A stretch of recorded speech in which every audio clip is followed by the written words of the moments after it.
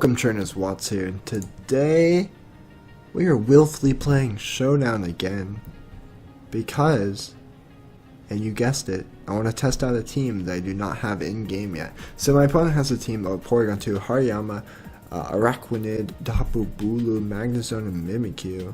Really cool team. This is really similar to the San Jose regional winning team, but I'm actually going to lead off with my PORYGON2 killer, HARIYAMA, and potentially either my Garchomp counters his Magnezone, my Garchomp also counters his Tapu Bulu, so we're actually going to lead off with that, bringing Tapu Koko in the back to counter Araquanid, as well as something for that HARIYAMA. As what do I have for it? Talonflame. The Brave Bird is really threatening to that HARIYAMA, and he's actually going to lead with his HARIYAMA PORYGON2. So let's see. This isn't good because I believe my HARIYAMA actually has 0 speed investment, but maybe I should consider investing a bit just for potential stare downs like this. But we're actually going to fake out the PORYGON2 and switch out into our Talonflame. He goes for his fake out onto my HARIYAMA. Perfect. We actually get the out, or we win the speed tie there, as it had to have been a speed tie for me to have won it with 0 investment. So super lucky there, and now we're pretty free to just go for a Brave Bird and in close combat. Whatever he wants to switch in isn't going to take either of these attacks particularly well, except for obviously Mimikyu. So this is pretty safe. As he goes on to Magnezone, which did actually take that pretty well, but he only switched out the Magnezone, so PORYGON2 is going to die from this close combat. So that's a pretty good turn for me. Now this next turn here, oh, he actually brings back in the HARIYAMA, so I'm actually going to go ahead and switch out to Garchomp, the Magnezone killer, or, Electric doesn't resist, does it? Electric does not resist fighting, so this close combat would be super effective on this Magnezone. And I don't think a Flash Cannon would kill me, so we'll just go for the double protect here. Oh wait, the Flash Cannon probably would kill me, huh? Okay, he just hurts himself this turn, so pretty good for me here. Alright, I'm not going to take a risk. He did go for the discharge. Let's see, what is this speed tier? It's entirely faster. Guaranteed to be faster than my HARIYAMA. But he's going for discharge, then not really worried. Let's just do this play. He's obviously going to be scared. Okay, he does just go for the discharge and pick up kills onto both of our Pokemon here, but that's completely fine. As what does he have in the back? Have I seen what he has? No, I have not seen what he has. Let's see, for Tapu Bulu I have Garchomp, for Araquanid I'll have Koko. Cool, and Mimikyu, either of these are fine. Tapu Koko is actually slightly better, so this is perfect. Alright, so we're gonna go ahead and go for the Thunderbolt, and we're just gonna go ahead and use the Zeke Tectonic Rage, because if he protects, I get the kill on Araquanid. If he switches, then that's unfortunate, but I get the kill on Araquanid. And if he stays in and tries to Flash Cannon Koko, then he just dies. As he does, that thing lived. But that's okay, because Magnezone goes down, as that was the main threat to Tapu Koko, and he actually kills himself on the rough skin, so perfect. Good game there. We actually go up to a 1350 rating, so not terrible. I believe to break the top 500 you need a 1500 rating. Okay, so my opponent actually having the hail mode, which is really cool. So he's got the Alolan Ninetales, the Alolan Sandslash, Tapu Koko, Arcanine, Silence, PORYGON2. As when I always see that, if I ever see Porygon2, I gotta leave my Porygon2 killer, the Hariyama, as it's also good against the Sandslash. Then I can also lead my Kartana, as it's super good against this entire team except for Arcanine. And we'll bring Garchomp as our Arcanine counter. And Ninetales is good against Mence, but not very good against the rest of his team. We'll just go with... Alternatively, I could lead Talonflame to potentially get off a Tailwind.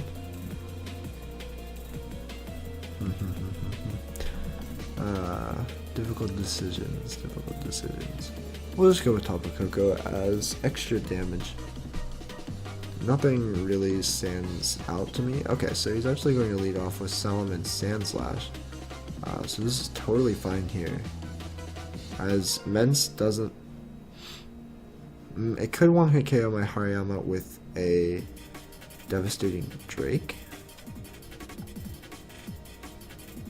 We can just... oh yeah, this is perfect, because we can just fake out Mence and Sacred Sword the Sandslash as we do outspeed. He's just going to go for Protect, so nothing is really going to happen this turn. But I do show my Sacred Sword against him, so he's probably going to switch out Sandslash. Actually, he's definitely going to switch out Sandslash, unless he's actually running the Fire-type attack on Mence, which is definitely possible. So I'm actually going to Close Combat Sandslash and switch out into my Chomp. As he does have the Fire-type attack on Mence, he actually gets burned. Oh, that doesn't pick up the kill, so actually just going to kill the Sandslash here. But that burn on Chomp is extremely unfortunate, as I'm not sure how much my Z Tectonic range will do to this Arcanine, especially with the Intimidate. As, wait, what? This Arcanine doesn't have Intimidate? That's just wrong. I hate to say it, dude, but it's just not correct. Alright, so we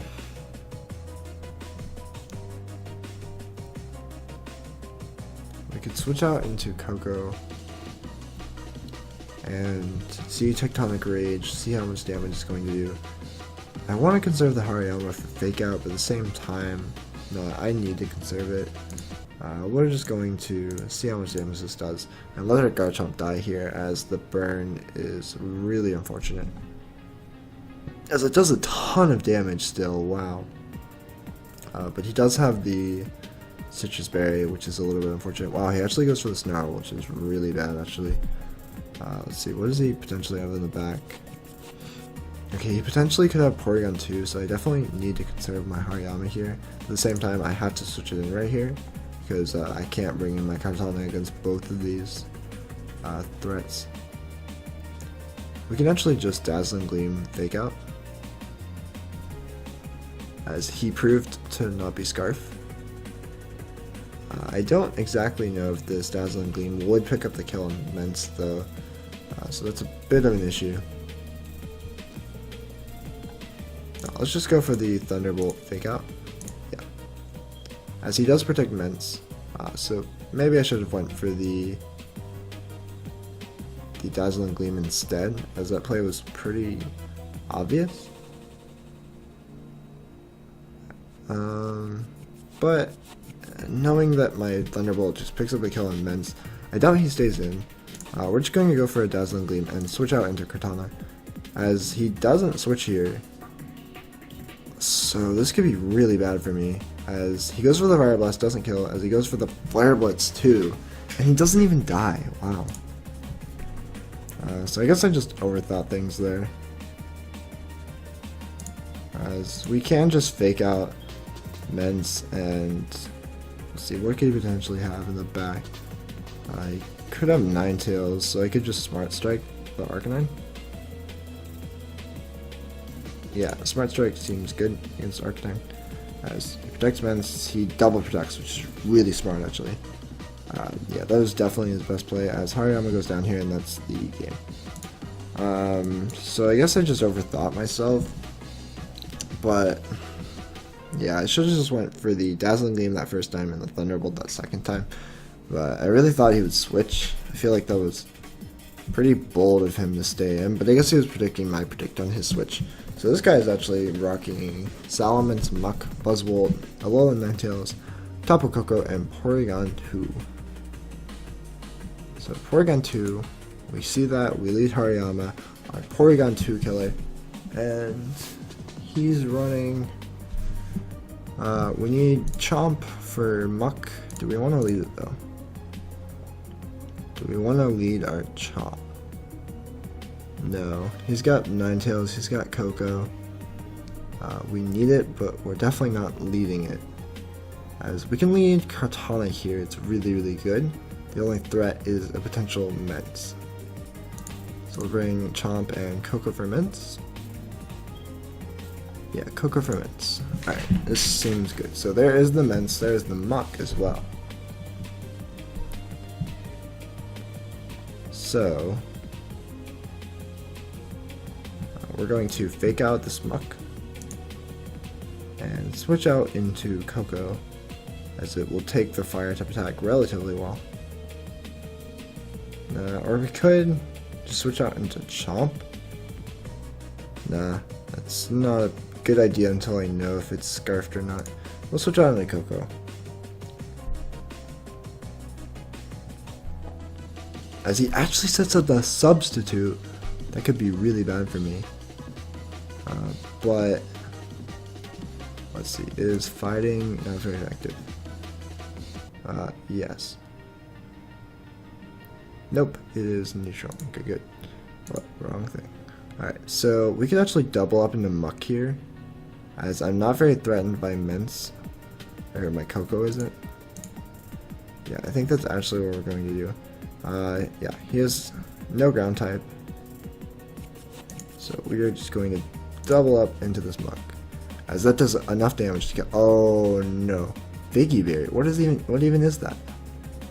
Oh, I live. What? He outsped. Oh my god, I'm so mad. Alright, let's see how much damage this. Oh my god, didn't even kill. Alright, so we lost the game. What is Viggy Berry? What even is that? I'm really confused. Anyway, we really should have considered the fact that Muck actually could have easily outsped, which they are same speed tier, but he obviously has investment, whereas I have none. Or he won the speed tie, one of the two. So we could have considered that. We could have actually, yeah, it would have been safe just to scout better. I just went for a kind of YOLO play for no reason.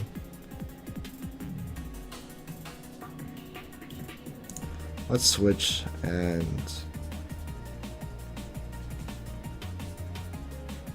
what's most likely to kill this thing? Grass is not very effective. Steel is neutral on both. Okay, so the Smart Strike will be the most likely thing to be able to kill this Muck, as I really need to get this kill. But he just goes for the Protect, so that's fine. He has Flamethrower. Why didn't I think about that? Okay, we're going to play another one, because that was ridiculous. That was horrible on my part. Okay, so Tapu Fini, Celesteela, Goodra, Togedemaru, Aerodactyl, and Gigalith. So he's rocking the Aerodactyl Gigalith, which I think is really cool.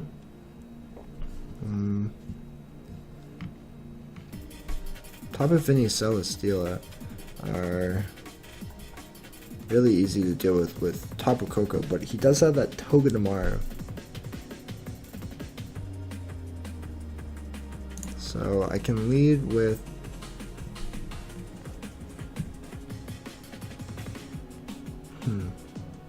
Garchomp's really good against Gigalith. It can kill it with the Z move.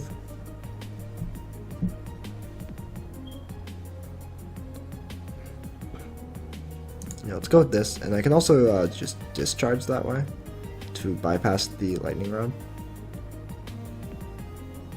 and Ninetales can deal with Gudra. Can also set up an Aurora Veil. It's also good against Aerodactyl. So go with that, and Kartana seems really good here as he doesn't have a fire type attack. So actually it's Gigalith Aerodactyl. So I believe this is actually good for me.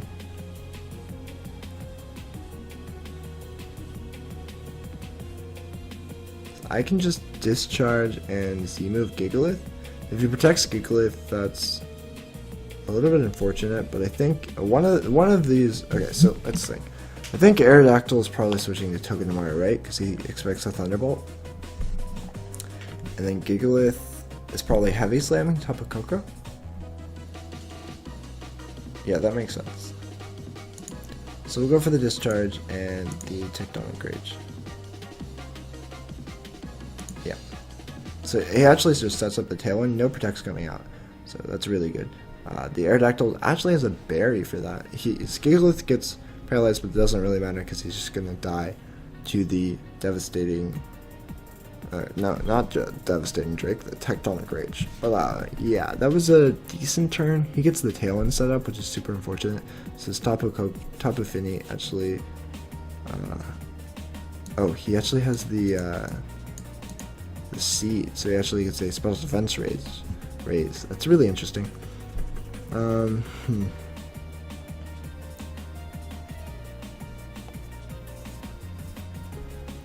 So we're going to want to stall out.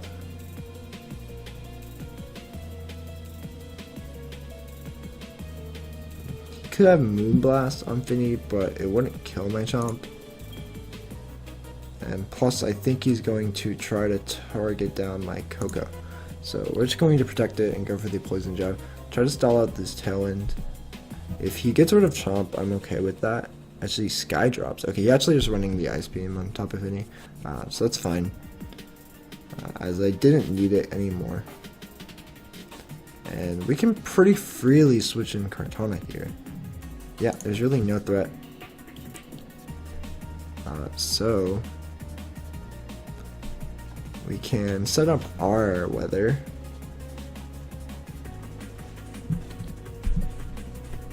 The only issue with losing Chomp is we can't freely discharge, but we're going to attempt to play it safe anyway.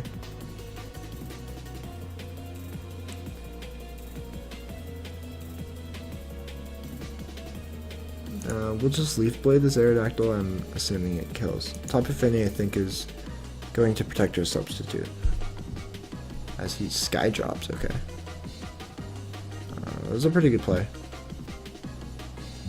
But now we can just could Freeze Dry. It's not going to kill though.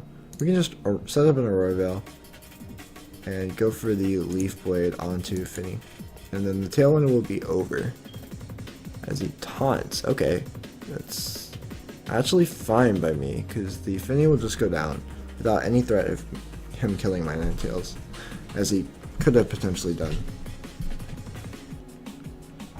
So now Tailwind's gone. The Aerodactyl will probably just set that back up, but that's fine because then he won't be killing my Ninetales, and if he does kill my Ninetales, we can just kill him with a Leaf Blade. So as he doesn't, he goes for the Sky Drop. Wait, oh, he went for it on my Ninetales. Okay, that's fine because that means next turn he's not doing anything. So this actually, he basically gave me the game. I mean, because I have Koko here. So he drops me, I Blizzard him, killing the Aerodactyl, and Thunderbolt picks up the kill on the Celesteela. Or actually, it won't pick up the kill, actually, with the Thunderbolt and Blizzard, because he actually got the Special Defense raise, but he'll Heavy Slam my Koko, pick up the kill, but then Ninetales will just pick up the kill with Blizzard, so it doesn't really matter. As that only does over half, so this actually could be closer than I thought.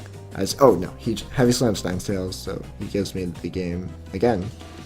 Unless this Thunderbolt doesn't kill, which is definitely possible. He's going to protect to regain some leftovers HP. As he actually might win this because this Thunderbolt might not kill after the... Oh, he doesn't protect, so... I guess he doesn't have it, and it actually kills. So that game was really scary, a lot closer than the last one, which I just threw away. But yeah, guys, thank you so much for watching. Make sure to subscribe if you enjoyed watching and you want to see future uploads on this channel. Make sure to hit that like button to show your support. It really helps me out a lot. And drop a comment to get involved. Thank you, guys. Peace out.